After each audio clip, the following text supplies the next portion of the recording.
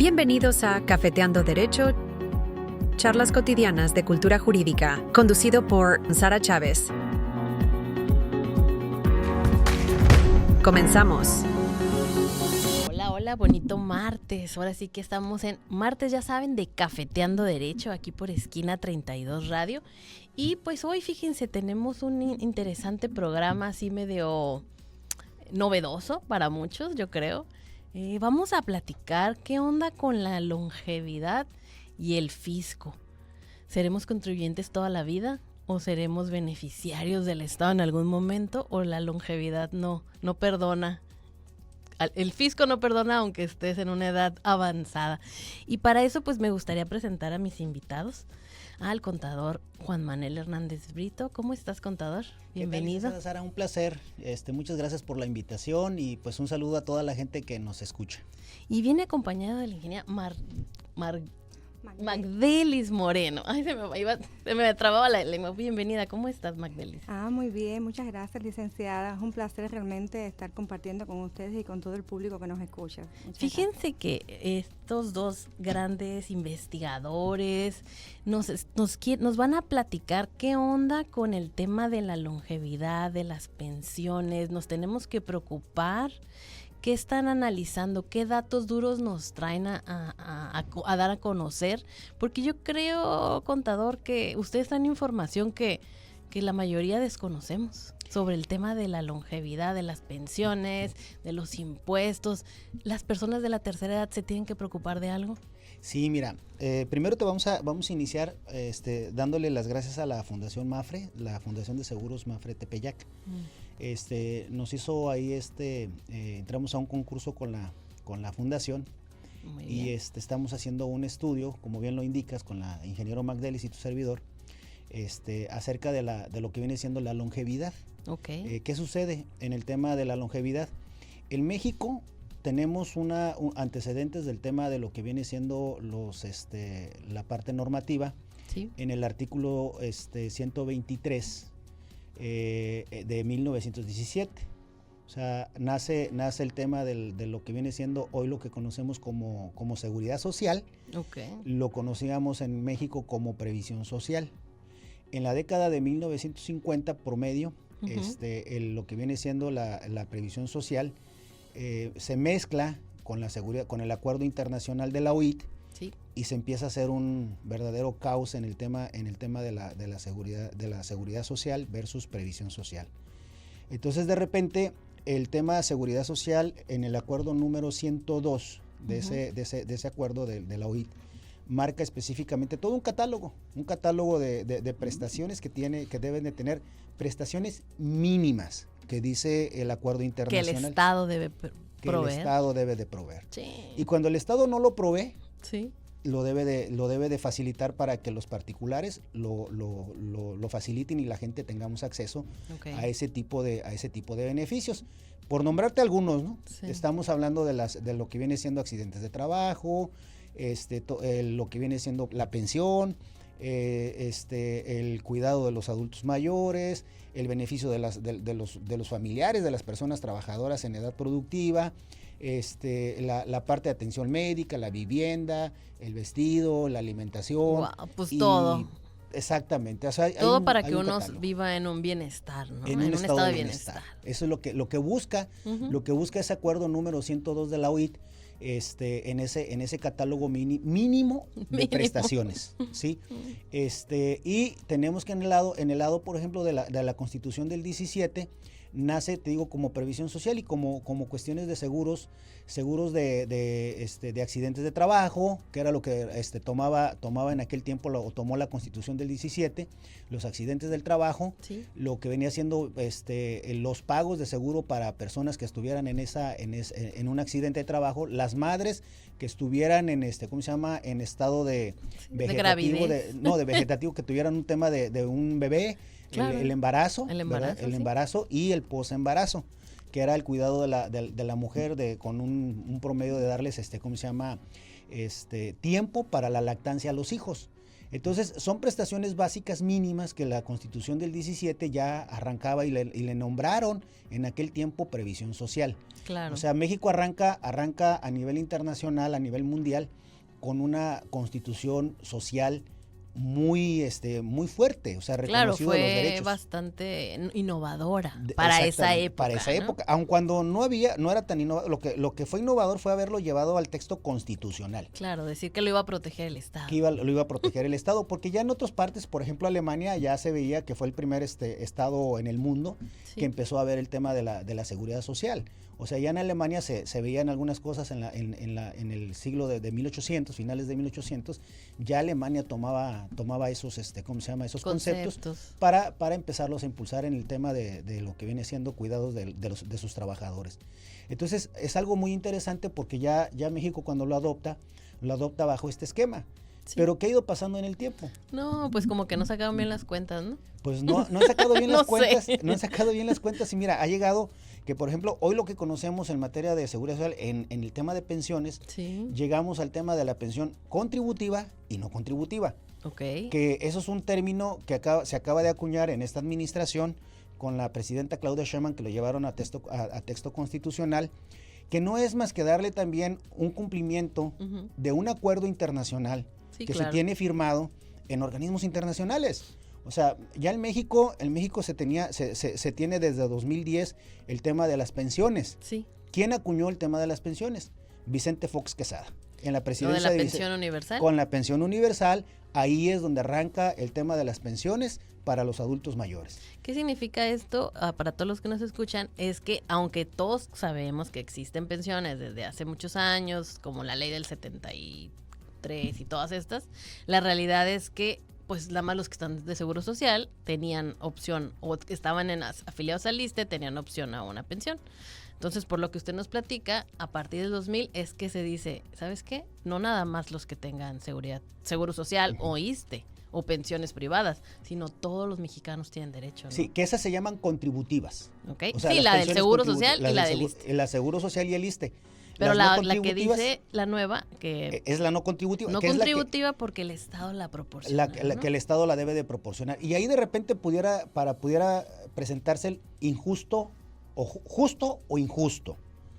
Injusto para la gente que trabaja y que tiene que pagar una pensión, o que el patrón tiene que pagar ese seguro ¿cómo se llama? Establecido previamente para que la persona que llega a la parte de ser adulto y estar en esa calidad de ser beneficiario de una pensión, pues tenga que estarla pagando y tenga que estar trabajando pues para aportar para su pensión. Claro. Y de repente injusto porque bueno, la persona que está en la informalidad, que no se preocupó por ¿cómo se llama? Por tener una pensión, por aportar a una pensión, pues básicamente pues es la carga contra el Estado. Entonces ahí, pues de repente es, híjole, o sea, humanamente es justo, cuantitativamente es injusto. Bueno, a lo mejor a los que hemos visto un poquito sabemos que lo que pasa es que no hay acceso para todos a la seguridad social del Instituto Mexicano ni del ISSSTE. No toda la gente alcanza a llegar ahí, ¿no? Exactamente, y no todos tienen seguro social, esa es la otra, porque también igual no había cobertura por parte del seguro social. Del 100%. Del 100%, el seguro social es carísimo. Sí. O sea, el seguro social te representa una carga administrativa sobre el sueldo salario pagado al trabajador alrededor del 36% del sueldo pagado al trabajador. Wow. Entonces, trabajador... al final todo el mundo dice que pagan bien poquito. No, hombre, son cosas, y son las cosas básicas. Entonces, y eso te corresponde. En este caso, lo que se conoce como seguridad social, se paga lo que viene siendo las cuestiones de gastos médicos, la pensión. Y bueno, pues incapacidades, ¿no? y las incapacidades, eso es lo que te cubre el tema de la seguridad social. Pero, como te digo, la seguridad social tiene mucho más alcances. Que el Estado mexicano, en lugar de incentivarlos, ha desmotivado el tema incluso de lo que viene siendo el tema de las aportaciones que tenga que presentarse por medio de los patrones para los trabajadores, para mejorar las condiciones de sus trabajadores, porque eso es un tema del acuerdo. El acuerdo 102, que es en materia de seguridad social, pues el objetivo es que la base trabajadora, la sociedad, acceda a mejores condiciones de vida, él y su familia. Claro. No es nada más él, es el trabajador más los miembros de su familia, su esposa y sus hijos, en este caso. Fíjese que ayer estaba escuchando una noticia, digo noticia porque pues lo estaban tomando como noticia, que en la Corte se estaba llevando una discusión sobre una acción de inconstitucionalidad que habían presentado algunas aseguradoras, no sé qué aseguradora, respecto del pago de las primas de seguros, y decían, el tema era que no querían que se pagaran con salarios mínimos, querían que se pagara a través de UDIs. O no de UDIs, de UMAS, perdón, de UMAS. Y parece que la Corte iba a fallar a su favor. Ajá. Entonces, este tipo de cosas afecta, obviamente. Sí, fíjate que ahí el tema de las UMAS, desafortunadamente, han violentado el tema de los derechos laborales. Sí. Y, ¿cómo se llama? Incluso hasta para efectos... Del propio Estado, Del ¿no? propio Estado.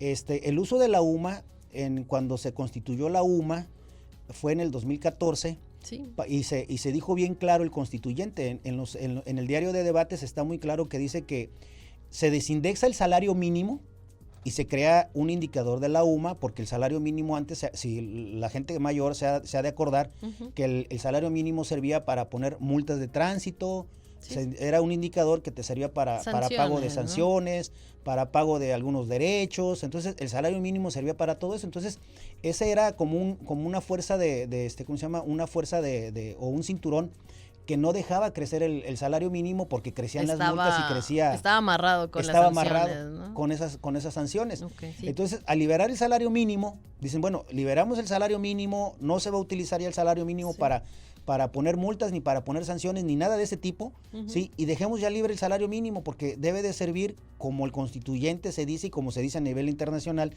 que el salario es la parte básica que debe de tener el trabajador para cubrir sus gastos personales, más los gastos de su familia, incluyendo igual también una serie de cosas. Entonces, ese era el tema del salario mínimo. Entonces, al salir la UMA, se supone que iba a suplir lo que viene siendo las multas, los derechos. Nada más. Esa parte que era del salario mínimo.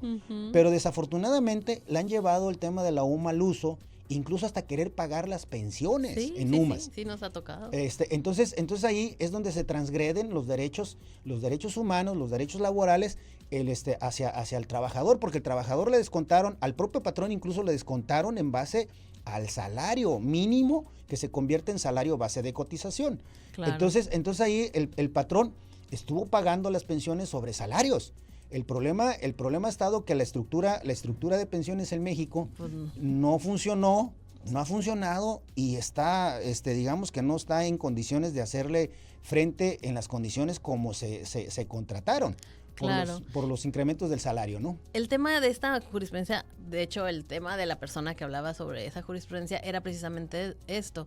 Ok, ¿por qué la Corte o el Estado, en vez de incentivar, sabes que pues no todo mundo le alcanza con una pensión pública y la gente obviamente opta por seguros privados, y en vez de incentivar que la gente consuma de cierto sector un seguro privado, pues lo desincentivas al momento en que ya los seguros te van a pagar súper poquito? Entonces, ¿para qué querrías tú contratar algo así, no? No, y de hecho, amén de que el tema de no hay un temas de seguros que te lleven a la parte post longevidad, en la parte final. Ahí ¿cómo se llama? La pensión te dura hasta cierto tiempo, y después hay una serie de problemas que trae el adulto mayor, ¿eh? O sea, no es un tema nada más el tema de la pensión, claro, sino después el propio pensionado, a veces la pensión es tan pequeña que no les alcanza ni para la subsistencia en como se tenía contratado el tema de su seguro. Entonces, ¿qué termina siendo en la parte del adulto que se encuentra en esa condición de ser pensionado?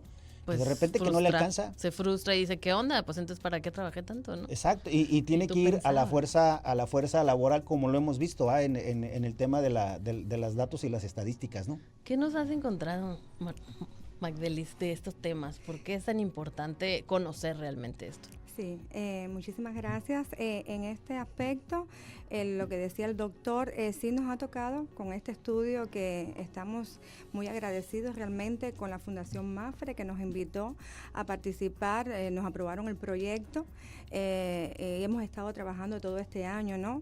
Realmente nos ha dado la oportunidad de asomarnos a conocer este complejo, pudiéramos estar llamándole así, tema que es multifactorial y que realmente justamente en este tema de los seguros, de cómo incluso las aseguradoras miran al adulto mayor, hasta dónde va el tema de la exclusión, porque pudiéramos estar diciendo que están de alguna manera excluidos también, ¿no?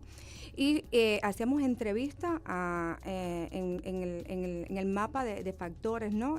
Hicimos entrevistas muy, pudiéramos decir, personalizadas, tanto al sector bancario, al sector asegurador, a la academia, y sí veíamos cómo, en efecto, tenemos este fenómeno que sí afecta a las personas mayores de 65 años, ¿no? Sí, las estadísticas realmente son realmente interesantes y a la misma vez preocupantes, ¿no? Ay, qué triste. Sí, porque incluso el Consejo Nacional de Población estima que para el 2070 se espera que se sume cerca del 35% de la población esté en este sector etario. Claro. ¿De qué edad se supondría que habría gente como muy, muy grande? 60 años y más. Y más. Por ejemplo, de los estados de la República, de acuerdo a este estudio que se ha hecho, Baja California es de los estados con una tasa potencialmente más grande en etapa de longevidad. Ahorita estamos, en esta etapa, estamos en ¿cómo se llama? Estamos, digamos, la media, la juventud, sí, por cómo se ha conformado el estado. Pero ya a partir del 2035 hacia enfrente, el estado va a empezar a sufrir ¿cómo se llama? Al revés, un fenómeno al revés de decrecimiento en el tema de su edad promedio a ser un estado longevo. Wow. Entonces, estamos hablando que las tasas van a crecer o están pronosticados, de acuerdo a estos datos, que del 12 va a pasar hasta el 33, 34%, arriba del 30% de la población va a estar en condiciones de lo que viene siendo el tema de... ¿Y tiene que ver esto con el tema de que las personas ya no están teniendo hijos? Sí, esa es una parte. Es una parte porque al no tener hijos, pues no hay un tema reproductivo que te lleve una estabilidad. Y luego el hecho de que mucha gente ha llegado también hemos migrado, sí, porque yo también quiero decirlo que sí, no soy... Creo que la mayoría también. La mayoría somos de otra parte de la República, somos foráneos y hemos hecho nuestra residencia aquí. Y bueno, pues de alguna manera pues vamos a tener un fenómeno al revés. Sí. Lo triste de esto es que no crees que de pronto el Estado está viendo como política pública el tema de los adultos mayores, ¿eh? O sea, eso es un tema preocupante. Porque sí, lo como más todos que se los llega, estados. Ya lo verá el que siga. Así es. No, y aparte, porque mira, lo más que hemos llegado a ver, es observar en esos estudios que hicimos de campo, entonces efectivamente hay un tema que se ve, el tema de la pensión del adulto mayor, pero lo tiene la federación. Sí. O algunos, ¿cómo se llama? Grupos que se reúnen en algún lugar por parte del DIF, pero es todo lo que hay. Nada. O sea, no hay nada. Entonces, el tema del adulto mayor, no hay una política pública integral.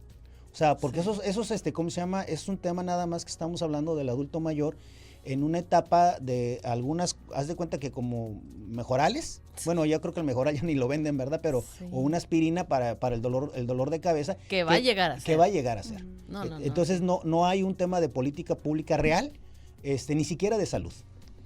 Sí, porque imagínese, obviamente a esa edad pues todo el mundo te enfermas más, ¿no? Sí. Obvio es cuando llega tu decadencia de manera física, ¿no? Sí, los especialistas que se ocupan en el área médica. Bueno, y cada vez está peor el sector salud. Sí, en la parte del sector salud está carente ahorita todavía de muchos especialistas, sí, tanto del Seguro Social como de la parte del Estado en los hospitales del Estado de Baja California. Estamos falto de especialistas para lo que viene siendo lo que va a ser el tema del adulto mayor. Sí, pues fíjense, vamos a ir a un pequeño corte y regresamos ahorita.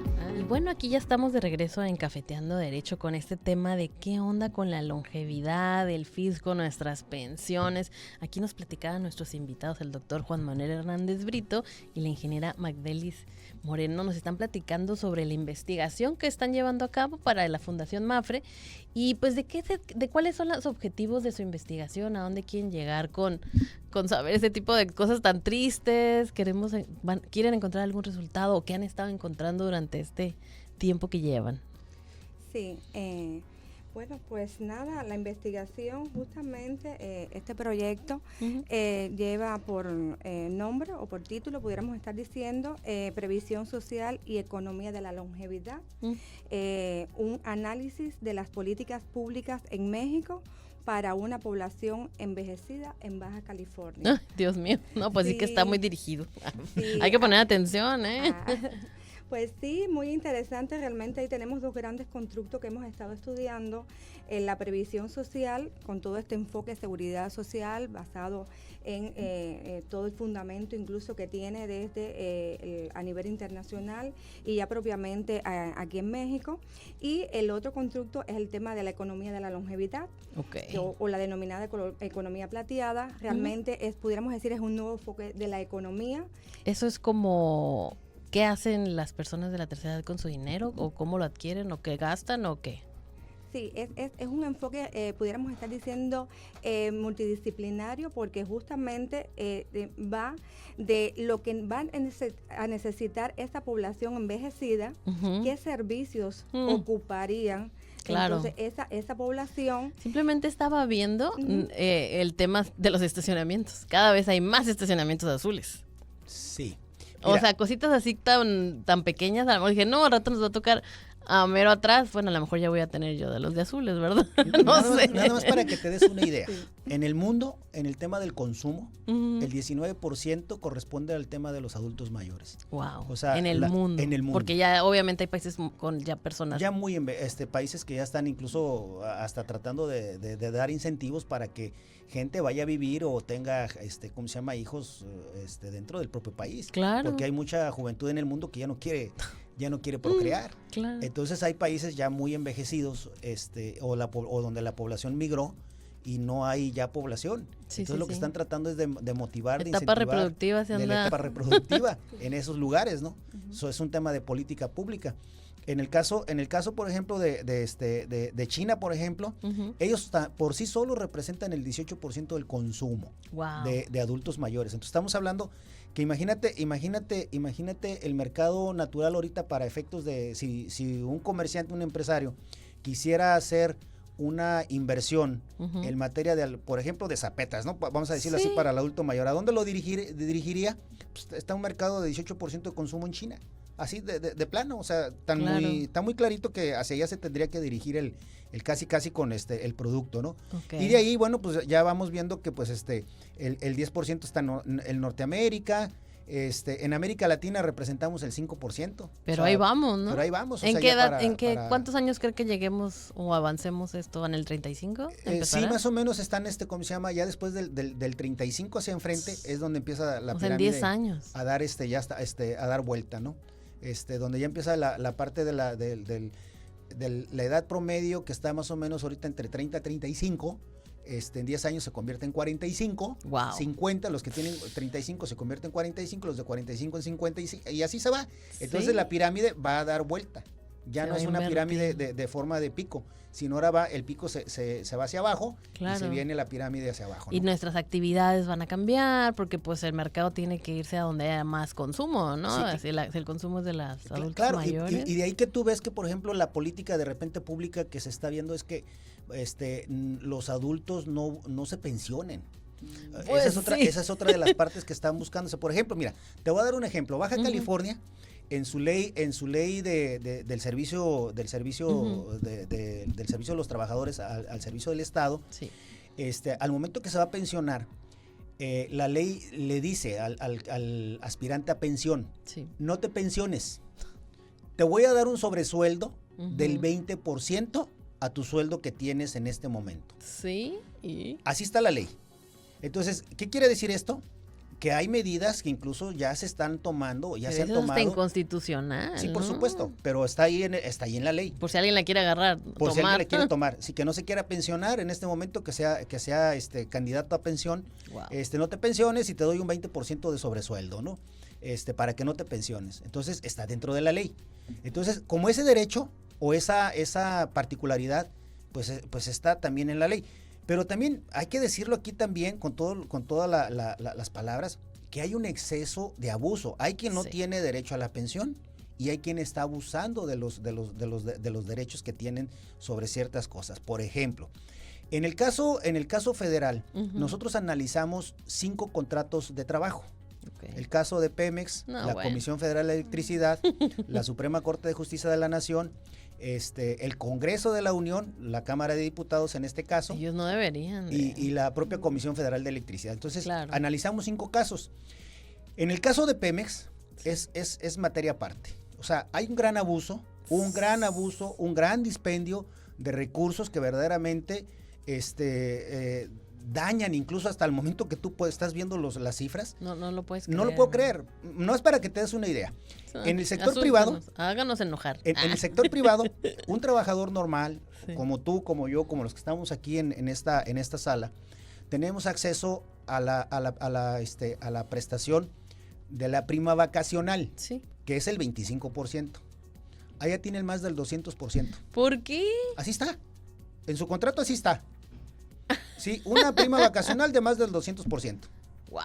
Sí, y el qué caso, injusto. No, obviamente, porque aparte injusto. Ni siquiera producen. Exactamente, o sea, eso es a lo que voy. El caso, por ejemplo, del Congreso de la Unión, la Cámara de Diputados, dentro de su contrato colectivo de trabajo. ¿Para los diputados o para la gente que trabaja? Para la gente que trabaja dentro del Congreso. Okay. Hay prestaciones que incluso dice el Día de las Madres. Se les hará aparte de darles una gratificación económica, se les hará una comida o un desayuno. Okay. Y en el desayuno, así dice profesamente el contrato, se les entregará regalos electrónicos. O sea, pues nomás imaginémonos por qué, o sea, y cuánto cuesta. ¿Y por qué lo deduces y partidas tan grandes. ¿Y por qué los contribuyentes normales no pueden deducir ese tipo de gastos? ¿Me explico? O sea, tan grandes que de pronto hay un dispendio de los recursos públicos en un asunto que si tú comparas el trabajador que produce esos beneficios, porque el del sector privado es al que le cobran los impuestos, es al que le cobran todo esto y que son con los que se financian todos los que están en el aparato del gobierno. Y no puedes hacer nada. No, y está inhibido. El caso de la UMA, ya lo vimos hace rato, es un indicador que inhibe el tema de dar prestaciones. O el caso del artículo 28 de la Ley del Impuesto sobre la Renta, fracción 30, que te inhibe el tema de entregar prestaciones adicionales a tus trabajadores. O sea, si tú les quieres dar despensas, si tú les quieres dar algún bono extra de trabajo para poder incentivar y poder motivar el tema de la relación laboral, está topado. Y al propio patrón, si lo entrega, una parte es 47.53, de ese 47 es deducible, el 53 es no deducible. Entonces imagínate qué empresario va a quererles incentivar o darles más recursos a los trabajadores para mejorar las condiciones. Si la propia estructura legislativa, la estructura normativa que es para el tema del pago de impuestos está verdaderamente, está lacerando el tema de las condiciones de vida de sus propios trabajadores. Claro, y por el tema de por qué el Estado sí lo puede hacer con trabajadores del Estado y los particulares no tenemos acceso a eso. Y sobre todo, tú deja eso, el exceso que entregan, de los excesos que entregan. En ese estudio lo que arroja también pues, es que el sindicato, el menos mejor tratado son los maestros. Curiosamente. Los maestros. Y son los que más atacan. Y son los que más han atacado. Los maestros tienen el nivel de prestaciones más bajas de esos cinco contratos colectivos.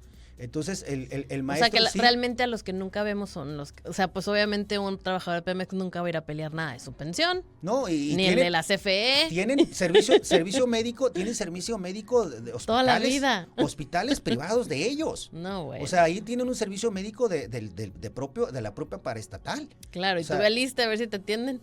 Exactamente, entonces no tienen ese servicio médico, por ejemplo, como el que tenía el caso de otros trabajadores del apartado B, que son los trabajadores del Estado, no tienen el ISSSTE o el ISSSTECALI, por ejemplo, que también mal servicio, pero bueno, ahí está el tema del ISSSTECALI, ¿no? También en algunos casos, entonces no tienen ese acceso, entonces esos trabajadores en especial tienen su propia seguridad social. O sea, consultorios médicos. Como si fueran personas de primera, médicos, ¿no? De otro tipo de concepto. Totalmente ilegal. País, claro. Incluso de otro país, porque lo mismo que, por ejemplo, el ejército tiene también su propio sistema de seguridad social. O sea, no es un sistema que de repente pues sea combinado como, por ejemplo, el ISSSTE, que es el del apartado B, que son todos los de la estructura del Estado, sino que esos dos específicamente tienen un sistema de salud casi personalizado. Sí, no, está terrible ese tema. Y los de la Suprema Corte ahorita ya les dieron cuello a todos, ¿no? ¿O todavía no? Pues mira, es que es el contrato colectivo. Y allí el contrato colectivo está muy difícil echarlo para atrás porque tendrían que renegociar prácticamente todo el contrato, o los contratos o las prestaciones. Que yo como veo las condiciones económicas del país, la verdad es que sí van a tener que entrar a un tema de reordenamiento del tema de las prestaciones, porque el país, en el país no hay dinero. No, o sea, ni habrá, o sea, ¿cómo vamos? Para afrontar todas estas estadísticas que estamos hablando, pues mira, nosotros lo vemos todos los días. El área de recaudación del SAT cada vez está mucho más agresivo con el tema de lo que viene siendo el tema de buscar más dinero, recaudar más dinero. Sí. Entonces, los actos que hace el sistema de administración tributaria para hacia los contribuyentes... Ya están siendo muy creativos. Demasiado creativos. Pero rayando en lo ilegal, ¿no? Están en lo ilegal. Están en lo ilegal. Entonces todas esas acciones de política pública es porque no hay dinero. Claro. Y están tratando de buscar dinero hasta por debajo de las piedras para poder, subsanar el problema de lo que tienen el pago de las prestaciones y pago de pensiones, que no hay dinero para todo esto. Pero al fin están tratando como de tapar una situación del hoy. No están haciendo nada por el mañana, por lo que sigue, ¿no? Por lo que entiendo. ¿Qué es lo que deberían hacer, Sí, fíjese que en este sentido, ahí nosotros estudiamos dentro de las políticas públicas que están ahorita aprobadas, los programas, justamente, digamos, programa de bienestar, que sí se le está ofreciendo ahí una ayuda a este sector, pudiéramos decir, pero esto es insostenible. No, pues es una cosita así. Sí, exactamente, además.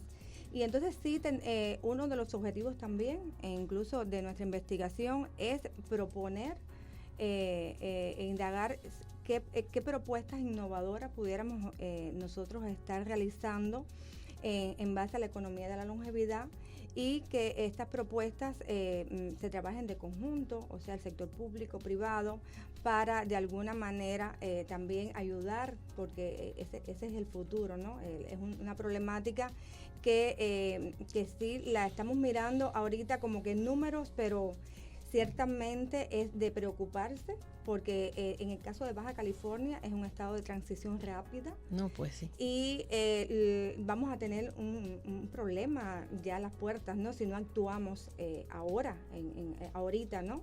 Claro. Y dentro de estas iniciativas innovadoras pudiéramos estar diciendo que los principales campos que hemos identificado, bueno, primeramente con los servicios de salud.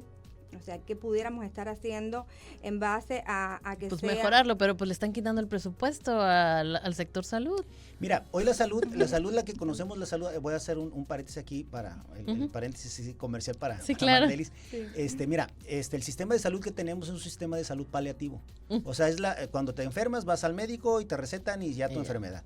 Cuando el sistema de salud debiera de estar en 3 etapas ya. Hoy en día debe de estar en tres etapas. Preventivo, sí, la parte correctivo, y la regenerativo. O sea, y cuando ya estamos hablando de regenerativo, pues es la parte de cuando tú dices las operaciones. ¿Cómo se llama? Las operaciones, y eso ya tendrías que estar, por ejemplo, ahí ya investigadores que están reconstruyendo nervios. Sí, claro, donación de órganos. Donación de órganos, o sea, todas esas cosas. Entonces, ya la ciencia médica tiene 3 etapas. Nosotros estamos en la del medio. Y las de extremo, el sistema de salud pública no las está viendo.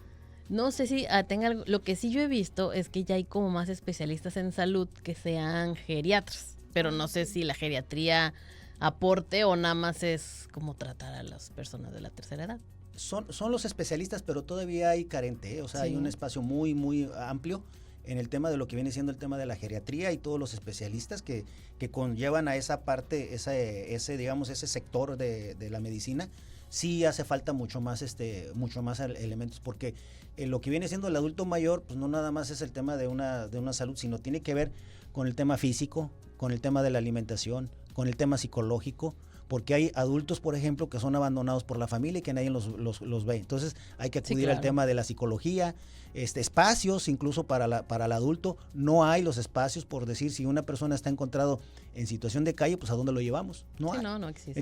Entonces la política pública, por eso decimos que hay mucho por hacer todavía en el tema de lo que quisiéramos ver a futuro por parte de la longevidad.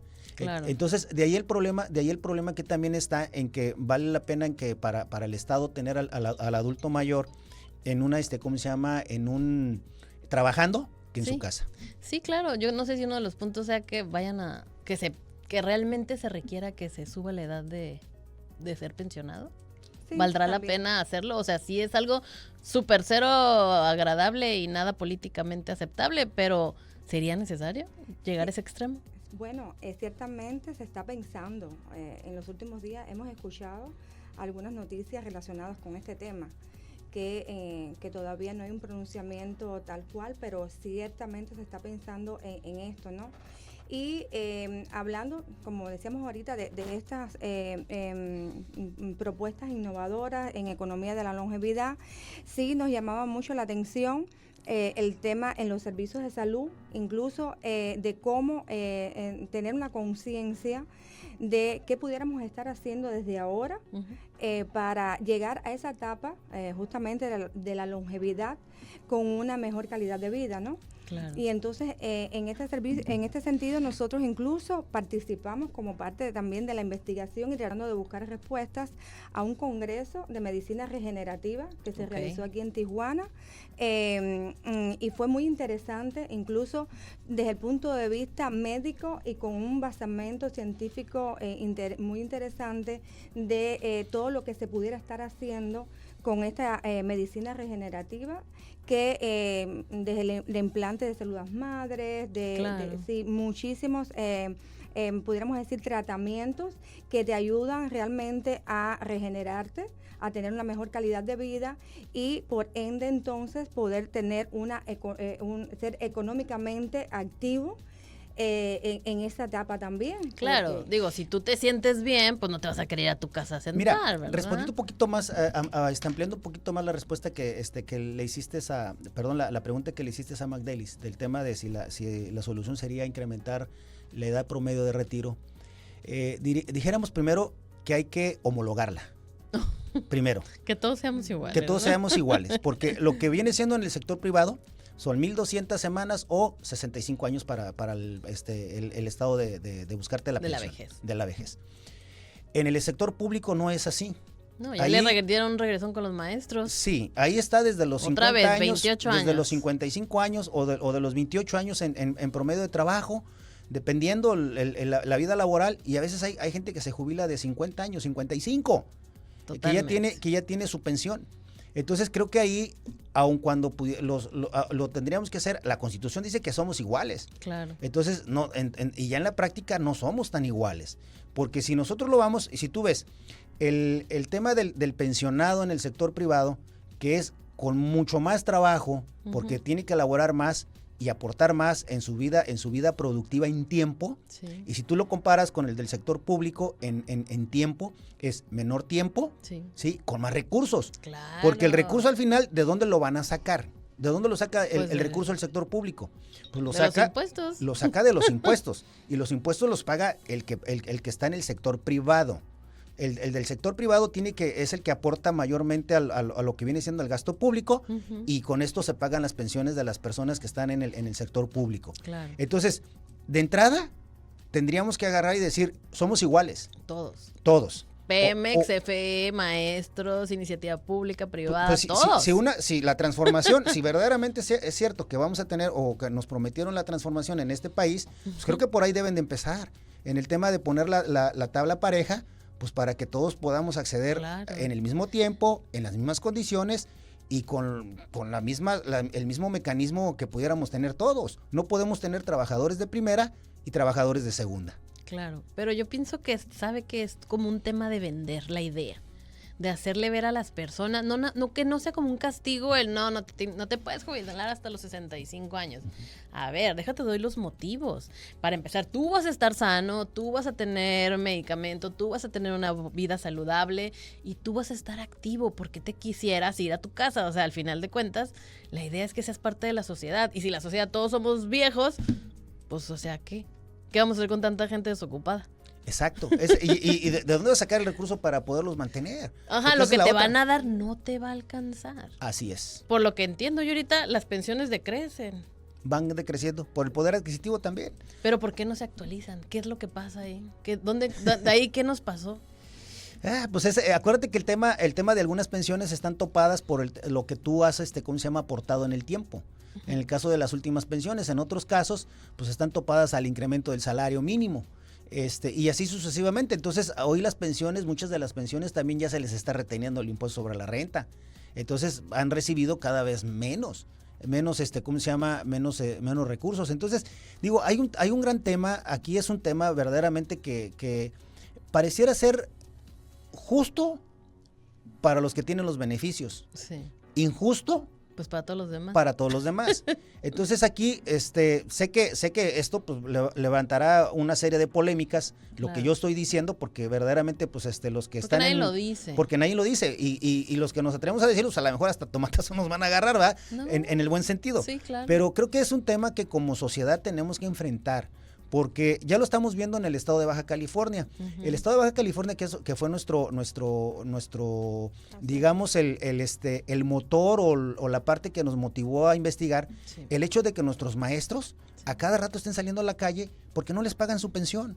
O sea, yo Que tampoco es justo, nos preguntábamos con McDelis hace 2 años, antes de empezar el tema de la investigación, decíamos, ¿qué estará pasando? Claro. ¿Por qué están saliendo nuestros maestros a la calle? ¿Qué está sucediendo? ¿Por qué no les entregan sus pensiones? ¿De dónde está? Pues si el dinero lo deben de tener guardado, debieron de haber Claro. tenido un fondo. Porque no hay claridad. Exacto. Porque unos maestros sí y otros maestros no. Exacto. Entonces, No sé. en realidad, eso es lo que nos motivó a hacer el estudio. El saber entender por qué la gente que está ya en una edad, que ya trabajó, Ujú. que ya dio lo que tenía que dar, digamos, entre comillas, no les han pagado bien sus prestaciones, porque simple y sencillamente el Estado no tiene los recursos y el monto de las pensiones van contra el gasto operativo del presupuesto de egresos. Claro. Entonces, cuando eso sucede, pues es obvio que se deja de hacer obra pública porque los recursos no se guardaron. No. Y los recursos que pudo haber tenido Cali o que pudo haber tenido quien los debió de administrado, no existen los recursos suficientes para poder hacer frente al tema de las pensiones. Entonces van contra la cuenta corriente. Entonces ahí, pues es obvio que si la cuenta corriente o el ingreso no lo tienen, pues en consecuencia no pagan la nómina. Y los primeros que no les pagan, pues son a los que están en etapa de jubilados. Y los maestros, pues por mucho tiempo han sido los golpeados, han sido los patitos. Porque la mayoría depende de los estados. De los estados, ¿no? Así es. Entonces ahí digo, por eso digo que es un tema bastante polémico. Okay. Y a nosotros en realidad lo que nos motivó fue eso, saber qué está pasando, por qué nuestros maestros estaban en la calle o se manifiestan en la calle cuando no les pagan las pensiones. Entonces, eso fue uno de los principales motivos por los que nosotros, quisimos hacer esta investigación. Y luego ya aquí, pues el tema de la Fundación Mapfre, que nos abrió las puertas para a darnos algunos recursos para Claro. nosotros poder hacer la investigación, pues la verdad pues que le agradecemos a la fundación en el hecho de que nos haya considerado, porque en el mundo hicieron cinco proyectos Wow. y tres fueron Aprobaron 5. aprobaron 5. Sí, se presentaron. O sea, en diferentes Partes países del mundo. para ver Sí, cómo sí. funcionaba. Sí, Wow. entonces tres Felicidades. se los entregaron a España, Okay. uno se lo entregaron a Brasil y el caso México somos nosotros. Entonces, Muchas felicidades. ¿cómo ¿Y se llama? cómo va Eso el es lo que nos proyecto? ¿Ya motivó. va terminando? Ya estamos casi en la están etapa final. Ya Sí. estamos en la etapa final, casi en las conclusiones. Y el tema de propuestas, que es lo que vamos a buscar, incidir en algún momento, presentar el resultado de todo esto, pues, lo vamos a buscar presentarlo, pues para que lo consideren y bueno, pues por lo menos tengan ahí alguna herramienta que digan que alguien sí de- se los dijo. Sí, y que no les cueste, porque esto también es un tema que nosotros lo estamos haciendo sin costo al Estado. Claro. O sea, es un tema que, como te digo, a nosotros nos preocupó mucho. Más bien el tema de Estado ver a debería nuestros de maestros. echarle un ojo a sus Sí, resultados, ¿no? Sí. Sí, y justamente también como nosotros, como corporativo, también trabajamos todo el tema de los planes de previsión social, ¿no? Ok. ¿Cuánto más no se le pudiera estar agregando a esos planes de seguridad social para para nuestros trabajadores, para que tuvieran una mejor calidad de vida, ¿no? Y entonces realmente es mucho lo que se puede hacer ahí aunando esfuerzos. Realmente es un tema que sí merece la atención. ¿Pero por parte del patrón o de cada trabajador? De todos, ¿eh? Es porque es colectivo, ¿Es en tripartita? conjunto, es tripartita. Ok. Sí, el Estado debería de garantizar la parte normativa mucho más flexible para poder, ¿cómo se llama? Que los patrones pudieran hacer los pagos como debe de ser y cumplir con el catálogo mínimo de prestaciones del Acuerdo 102 de Seguridad Social. Sí. Y el propio Estado como una política pública para poder atender esta parte de lo que viene siendo el adulto mayor en el contexto global. Wow. No, pues muchísimas felicidades por su estudio. Espero que ya que tengan ahora sí que las conclusiones redactadas por ahí, quieran venir otra vez a platicarnos las propuestas, Claro dónde lo podemos consultar a lo mejor el resultado de su estudio. Y pues nos quedamos con muchas, no sé si dudas, sino con muchas preocupaciones, porque es un tema que nos afecta a todos, ¿no? Al final de cuentas se necesita que como ciudad, como estado, país, se lleve a cabo una política para los adultos mayores, porque pues si todos vamos para allá. Así es, todos vamos a llegar a algún momento. Bueno, esperemos en Dios que lleguemos, ¿verdad? Y si no, los que lleguen en calidad, en una calidad de vida digna. Claro, eso sería lo ideal.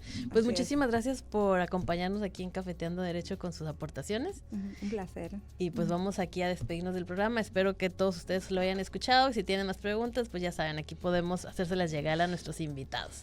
Muchísimas gracias, licenciada, y gracias también a la estación. Muy agradecidos por darnos la oportunidad de difundir parte de lo que hemos estado investigando. Muchas gracias. Pues esto fue Cafeteando Derecho con Sara Chávez. Esto fue Cafeteando Derecho, charlas cotidianas de cultura jurídica, conducido por Sara Chávez. No olvides seguirnos en nuestras redes sociales y suscribirte a nuestro canal de YouTube. Cafeteando Derecho. Hasta la próxima.